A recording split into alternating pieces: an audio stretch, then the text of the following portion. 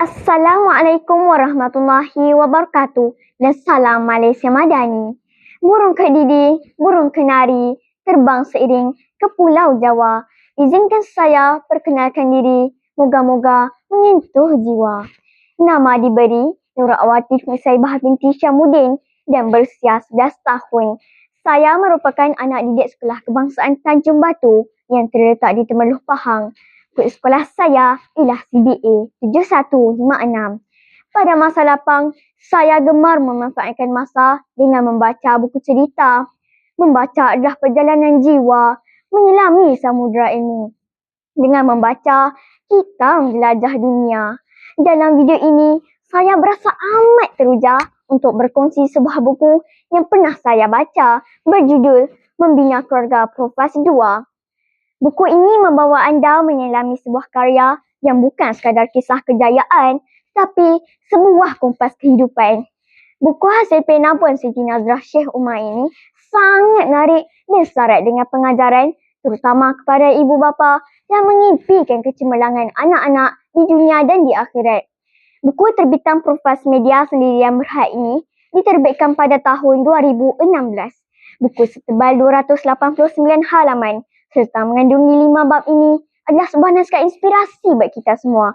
Ayo bersama saya menelusuri cerita ini dengan lebih dekat lagi. Buku ini menceritakan perjalanan indah sepasang suami isteri yang dipanggil Umi dan Abah dalam mendidik dan membesarkan 5 orang anak sehingga berjaya menjadi golongan profesional seperti doktor, pengurus dan juga peguam. Serta pada masa yang sama, mereka adalah para hufaz yang menjaga kalam Allah dalam dada. Kita kagum, kita bangga, kita terinspirasi. Bagaimanakah mereka melakukannya? Adakah mereka mempunyai tongkat sakti? Tidak, kawan-kawan. Rahsianya terletak pada pengorbanan dan kekuatan doa seorang ibu dalam membina keluarga yang bertunjangkan iman.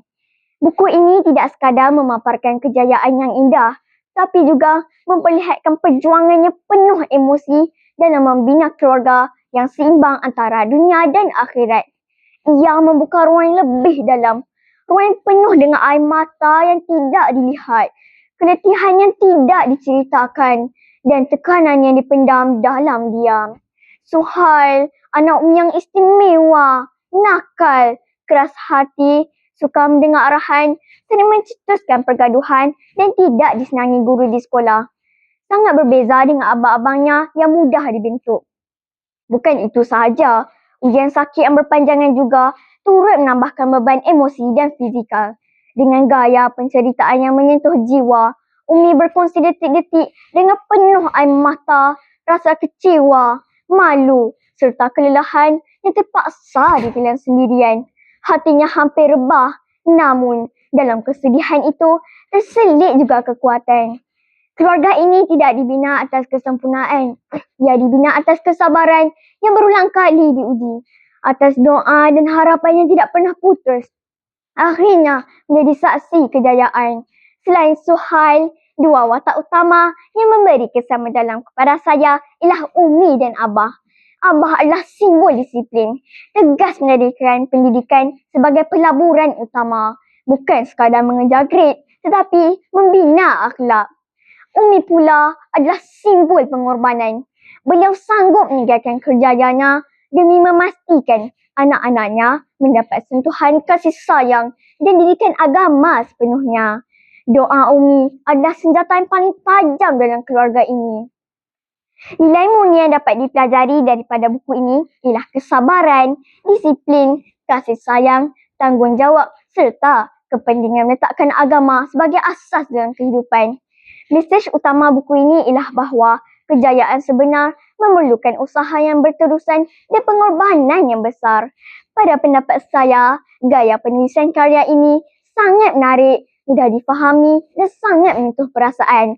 Kelebihan buku ini sudah tentu terletak pada kejujurannya.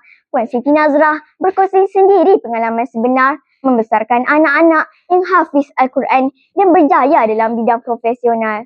Beliau memberikan panduan yang praktikal tentang peranan ibu bapa, terutama yang berkerjaya ataupun suri rumah sepenuh masa.